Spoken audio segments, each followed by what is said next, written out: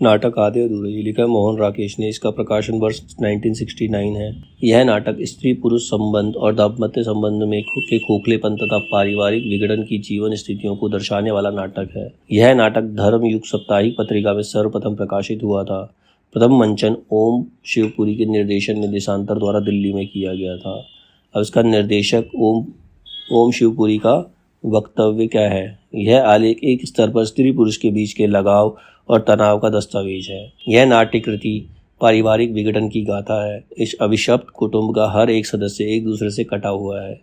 यह नाट्य रचना मानवीय संतोष के अधूरेपन का रेखांकन है। यह नाटक मेरे लिए व्यक्तियों की भिन्नता के बावजूद मानवीय अनुभव की समानता का दिग्दर्शन है। एक निर्देशक की दृष्टि से आधे अधूरे मुझे समकालीन जिंदगी का पहला सार्थक हिंदी नाटक लगता है। यह सारे रिश्ते जो है सिर्फ नाम के लिए होते हैं, वही बताया गया इसके अंदर। पात्र क्या है इसके अंदर, काले सूट वाला आदमी जो कि पुरुष 1, पुरुष 2, पुरुष 3 तथा पुरुष 4 की भूमिकाओं में भी है। सेकंड है पुरुष 1 के रूप में वेशांतर पतलून कमीज जो महेंद्र नाथ हैं। सावित्री स्त्री का पति है। 22 साल का दाम्पत्य जीवन है, मतलब शादी को 22 साल हो चुके हैं। जिंदगी से अपनी लड़ाई हार चुकने की छटपटाहट लिए परिवार में अपने आप को बॉस की तरह पाता है। बांस की और केवल एक ठप्पा एक रबड़ का टुकड़ा है। महेंद्र नाथ का परिवार दिल्ली में रहता है। अन्य पुरुषों से पत्नी के संबंधों को लेकर असहज है वो।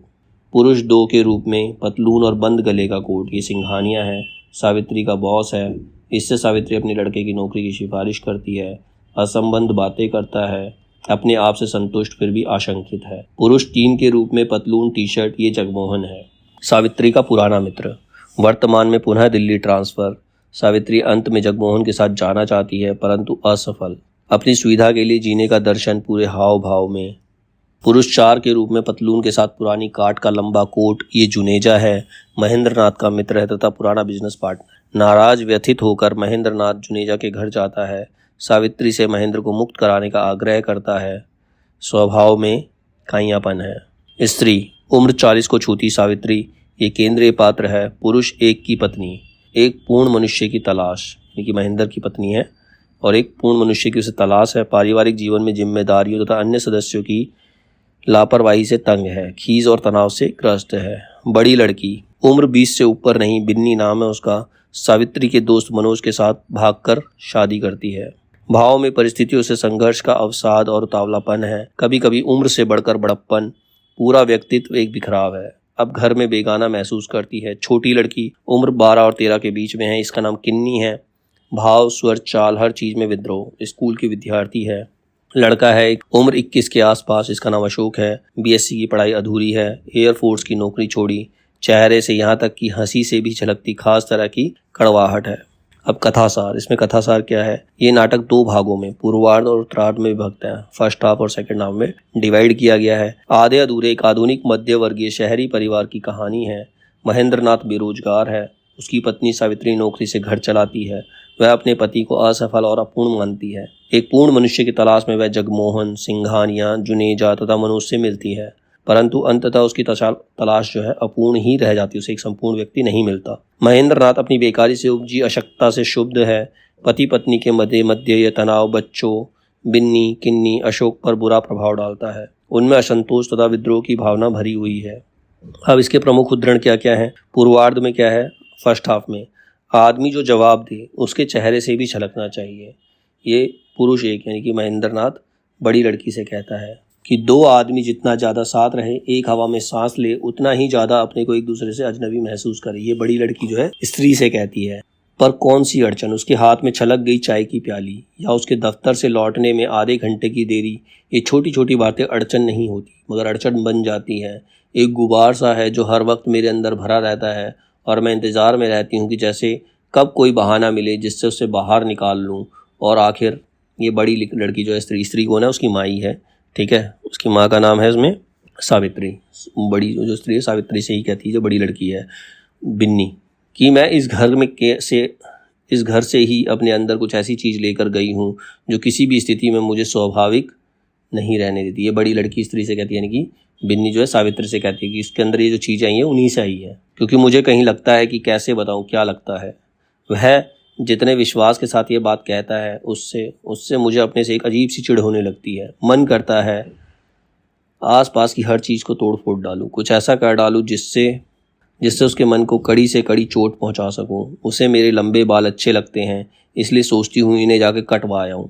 वह मेरी नौकरी के हक में नहीं है, इसलिए चाहती हूँ कि कहीं भी कोई भी छोटी मोटी नौकरी कर लूँ, कुछ भी ऐसी बात जिससे एक बार तो वह अंदर से दिल मिला उठे। पर मैं कुछ कर भी नहीं पाती, और जब नहीं कर पाती तो खींचती हूँ। ये बड़ी लड़की स्त्री से मतलब बिन्नी जो है सावित्री से कहती है।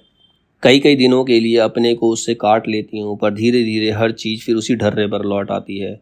सब कुछ फिर उसी तरह होने लगता है जब तक कि हम नए सिरे से उसकी खो में नहीं पहुँच जाते। मैं यहाँ आती हूँ तो सिर्फ इसलिए कि ये भी बड़ी लड़की स्त्री से कहती है बिन्नी सावित्री से, मेरा अपना घर। हाँ, और मैं आती हूँ कि एक बार फिर खोजने की कोशिश कर देखूँ कि क्या चीज़ है वह इस घर में जिसे लेकर बार बार मुझे हीन किया जाता है। तुम बता सकती हो मम्मा कि क्या चीज़ है वह और कहाँ है वह? इस घर के खिड़की दरवाज़ों में, छत में, दीवारों में, तुम में, डैडी में, किन्नी में, अशोक में, कहाँ छिपी है वह मनहूस चीज़ जो वह कहता है कि मैं इस घर से अपने अंदर लेकर आई हूँ? मतलब उसका पति जो है सो बार बार ताने देता है। ये बिन्नी सावित्री से कह रही है, अपनी माँ से कह रही है, किसे सुना सकता हूँ? कोई है जो सुन सकता है? जिन्हें सुनना चाहिए वे सब तो एक रबड़ स्टैंप के सिवा कुछ समझते नहीं मुझे, सिर्फ ज़रूरत पड़ने पर स्टैंप का ठप्पा लगाकर। ये पुरुष यानी कि महेंद्र नाथ सावित्री से कहता है कि मैं एक रबड़ स्टैंप के अलावा कुछ नहीं हूँ, कोई मुझे अपनी बातें नहीं बताता। अपनी ज़िंदगी चौपट करने का जिम्मेदार मैं हूँ, तुम्हारी ज़िंदगी चौपट करने का जिम्मेदार मैं हूँ, इन सब की ज़िंदगियाँ चौपट करने का जिम्मेदार मैं हूँ। फिर भी मैं इस घर में चिपका हूँ क्योंकि अंदर से मैं आराम तलब हूँ, घर घुसरा हूँ, मेरी हड्डियों में जंग लगा है। ये भी महेंद्र नाथ अपनी पत्नी सावित्री से कहता है। सचमुच महसूस करता कि मुझे पता है कि मैं एक कीड़ा हूँ जिसने अंदर ही अंदर इस घर को खा लिया है। बाहर के दरवाजे की तरफ जाता है, पर अब पेट भर गया है मेरा, हमेशा के लिए भर गया है, और बचा भी क्या है जिसे खाने के लिए रहता रहूं यहाँ। ये भी महेंद्र नाथ सावित्री को कहता है। बुलाती क्यों हूँ ऐसे लोगों को घर पर जिनके आने से हम जितने छोटे हैं उससे और छोटे हो जाते हैं अपनी नज़र में। ये लड़का स्त्री से कहता है, मतलब उसका जो बेटा है। बुलाती क्यों हो ऐसे लोगों को जिनके घर आने से हम छोटे हो जाते हैं। आज तक जिस किसी को बुलाया है तुमने, किस वजह से बुलाया है? उसकी किसी बड़ी चीज़ की वजह से। एक को कि वह इंटेलेक्चुअल बहुत बड़ा है, दूसरे को क्या है कि उसकी तनख्वाह 5,000 है, तीसरे को कि उसकी तख्ती चीफ कमिश्नर की है। जब भी बुलाया है आदमी को नहीं, उसकी तनख्वाह को, नाम को, रुतबे को बुलाया है। तो वो लड़का अपनी माँ से यही बात बोल रहा है, इसलिए कि किसी तरह एक इस घर का कुछ बन सके। फिर मेरे अकेले के ऊपर बोझ है इस घर का, जिसे कोई और भी मेरे साथ ढोने वाला हो सके। अगर मैं कुछ खास लोगों के साथ संबंध बनाकर रखना चाहती हूँ तो अपने लिए नहीं, तुम लोगों के लिए। पर तुम लोग इससे छोटे होते हो। मैं छोड़ दूंगी कोशिश।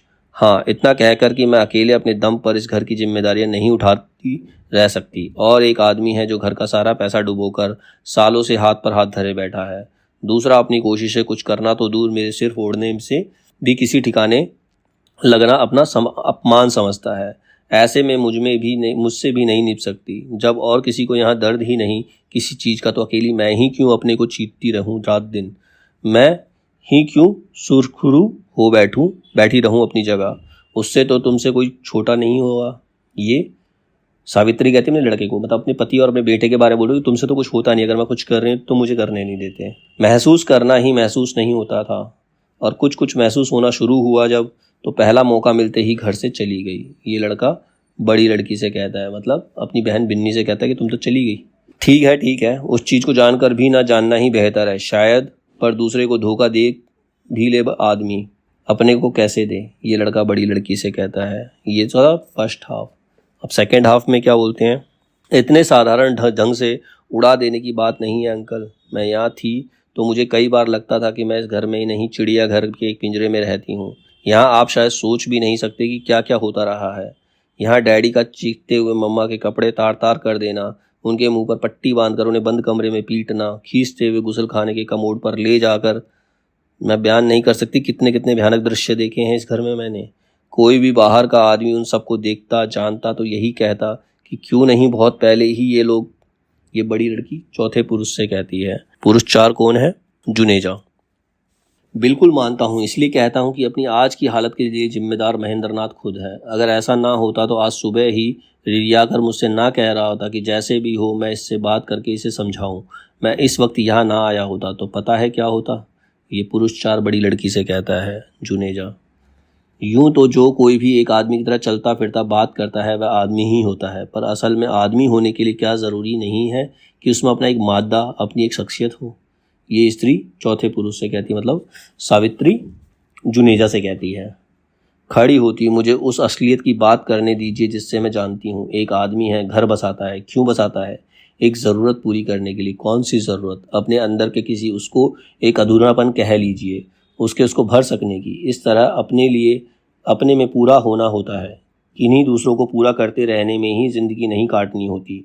पर आपके महेंद्र के लिए ज़िंदगी का मतलब रहा है जैसे सिर्फ दूसरों के खाली खाने भरने की ही एक चीज़ है। वह जो कुछ वे दूसरे उससे चाहते हैं, उम्मीद करते हैं, जिस तरह वे सोचते हैं उनकी ज़िंदगी में उसका इस्तेमाल हो सकता है। ये सावित्री जुनेजा से कहती, चौथे पुरुष से कहती है। मत कहिए मुझे महेंद्र की पत्नी। महेंद्र भी एक आदमी है जिसका अपना घर बार है, पत्नी है। यह बात महेंद्र को कहने वालों को शुरू से ही रास नहीं आई। महेंद्र ने ब्याह क्या किया? आप लोगों की नज़र में आपका ही कुछ आपसे छीन लिया। महेंद्र अब पहले की तरह हंसता नहीं। महेंद्र अब दोस्तों में बैठकर पहले की तरह खेलता नहीं। महेंद्र अब पहले वाला महेंद्र नहीं रह गया है। और महेंद्र की जी जान से कोशिश थी कि वह वही बना रहे किसी तरह, कोई यह ना कह सके जिससे कि वह पहले वाला महेंद्र नहीं रह गया है। और इसके लिए महेंद्र घर के अंदर रात दिन छटपटाता है, दीवारों से सिर पटकता है, बच्चों को पीटता है, बीवी के घुटने तोड़ता है। दोस्तों के लिए जो फुर्सत काटने का वसीला है वही महेंद्र के लिए उसका मुख्य काम है ज़िंदगी में। और उसका ही नहीं, उसके घर के लोगों का भी वही मुख्य काम होना चाहिए। तुम फला जगह चलने से इनकार कैसे कर सकती हो? फला से तुम ठीक से बात क्यों नहीं करती? तुम अपने को पढ़ी लिखी कहती हो, तुम्हें तो लोगों के बीच उठने बैठने की तमीज़ नहीं है। एक औरत को इस तरह चलना चाहिए, इस तरह बात करनी चाहिए, इस तरह मुस्कुराना चाहिए। क्यों तुम लोगों के बीच हमेशा मेरी पोजीशन ख़राब करती हो? और वही महेंद्र जो दोस्तों के बीच दब्बू सा बना हल्के हल्के मुस्कुराता है, घर आकर एक दरिंदा बन जाता है। पता नहीं कब किसे नोच लेगा, कब किसे फाड़ खाएगा। आज वह ताव में अपनी कमीज को आग लगा लेता है, कल वह सावित्री की छाती पर बैठकर उसका सिर जमीन पर रगड़ने लगता है। बोल बोल, चलेगी उस तरह कि नहीं जैसे मैं चाहता हूँ? मानेगी वह सब कि नहीं जो मैं कहता हूँ? ये सारी कहानी जो सावित्री है चौथे पुरुष यानी कि जुनेजा को बताती है। महेंद्र को तुम तब भी वह आदमी नहीं समझती थी जिसके साथ तुम जिंदगी काट सकती थी। ये चौथा पुरुष स्त्री से यानी कि सावित्री से कहता है जुनेजा। पहले कुछ दिन जुनेजा एक आदमी था तुम्हारे सामने, तुमने कहा तब तुम उसकी इज्जत करती थी, पर आज उसके बारे में जो सोचती हो वह भी अभी बता चुकी हो। जुनेजा के बाद जिससे कुछ दिन चकाचौंध रही तुम, वह था शिवजीत। एक बड़ी डिग्री, बड़े बड़े शब्द और पूरी दुनिया घूमने का अनुभव, पर असल चीज़ वही कि वह जो भी था और कुछ भी था महेंद्र नहीं था। पर जल्दी ही तुमने पहचानना शुरू किया कि वह निहायत दोगला किस्म का आदमी है, हमेशा दो तरह की बातें करता है। उसके बाद सामने आया जगमोहन। ऊंचे संबंध, जबान की मिठास, टिप टॉप रहने की आदत और खर्च की दरिया दिली। पर तीर की असली नोक फिर उसी जगह पर कि उसमें जो कुछ भी था जगमोहन का सा था, महेंद्र का सा नहीं था। पर शिकायत तुम्हें उससे भी होने लगी थी कि वह सब लोगों पर एक सा पैसा क्यों उड़ाता है, दूसरे की सख्त से सख्त बात को एक खामोश मुस्कुराहट के साथ क्यों पी जाता है। अच्छा हुआ वह ट्रांसफ़र होकर चला गया यहाँ से, वरना। ये भी चौथा पुरुष उसी सावित्री को कहता है। असल बात इतनी है कि महेंद्र की जगह इनमें से कोई भी आदमी होता तुम्हारी ज़िंदगी में तो साल 2 साल बाद तुम यही महसूस करती कि तुमने गलत आदमी से शादी कर ली है। उसकी ज़िंदगी में भी ऐसे ही कोई महेंद्र, कोई जुनेजा, कोई सिंघानिया या कोई जगमोहन होता जिसकी वजह से तुम यही सब सोचती, यही सब महसूस करती, क्योंकि तुम्हारे लिए जीने का मतलब रहा है कितना कुछ एक साथ होकर, कितना कुछ एक साथ पाकर और कितना कुछ एक साथ ओढ़कर जीना। वह उतना कुछ कभी तुम्हें किसी एक जगह नहीं मिल पाता। इसीलिए जिस किसी के साथ भी जिंदगी शुरू करती तुम हमेशा इतनी ही खाली, इतनी ही बेचैन बनी रहती। वह आदमी भी इसी तरह तुम्हें अपने आसपास सिर पकड़ता और कपड़े फाड़ता नजर आता। और तुम, जुनेजा सावित्री को बता रहा है, वह भी देखा है कि जिस मुट्ठी में तुम कितना कुछ एक साथ भर लेना चाहती थी, उसमें जो था वह धीरे धीरे बाहर फिसलता रह गया। कि तुम्हारे मन में लगातार एक डर समाता गया है कि जिसके मारे कभी तुम घर का दामन थामती रही हो, कभी बाहर का, और कि वह डर एक दहशत में बदल गया जिस दिन तुम्हें एक बहुत बड़ा झटका खाना पड़ा अपनी आखिरी कोशिश में। जुनेजा सावित्री को कहता है। मनोज का बड़ा नाम था। उस नाम की डोर पकड़कर ही कहीं पहुंच सकने की आखिरी कोशिश में पर तुम एकदम बौरा गई जब तुमने पाया कि उसने नाम वाला आदमी तुम्हारी लड़की को साथ लेकर रातों रात इस घर से चला गया। ये जुनेजा सावित्री से कहता है। मैं जगमोहन के साथ हुई तुम्हारी बातचीत का सही अंदाजा लगा सकता हूँ, क्योंकि उसकी जगह मैं होता तो मैंने भी तुमसे यही सब कहा होता। वह कल परसों फिर फोन करने को कहकर तुम्हें घर के बाहर उतार गया। तुम मन में एक घुटन लिए घर में दाखिल हुई और आते ही तुमने बच्ची को पीट दिया। जाते हुए सामने थी एक पूरी जिंदगी, पर लौटने तक का कुल हासिल, उलझे हाथों का गिजगिजा पसीना। और ये भी जुनेजा सावित्री को बता रहा है, इसलिए कि आज वह अपने को बिल्कुल बेसहारा समझता है।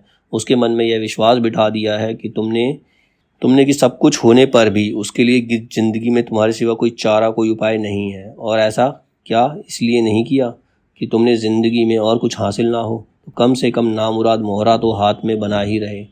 मतलब तुमने अपने पति को भी नहीं छोड़ा, क्योंकि तुम ये चाहती थी वो लास्ट तक वो तुम्हारे साथ रहेगी। ये जुनेजा सावित्री से कहता है। तो ठीक है, वह नहीं आएगा, वह कमज़ोर है, मगर इतना कमज़ोर नहीं है। तुमसे जुड़ा हुआ है, मगर इतना जुड़ा हुआ नहीं है, उतना बेसहारा भी नहीं है जितना वह अपने को समझता है। वह ठीक से देख सके तो पूरी दुनिया है उसके आसपास। मैं कोशिश करूँगा कि वह आँख खोलकर देख सके। ये महेंद्र के बारे में बोलता है जुनेजा सावित्री से।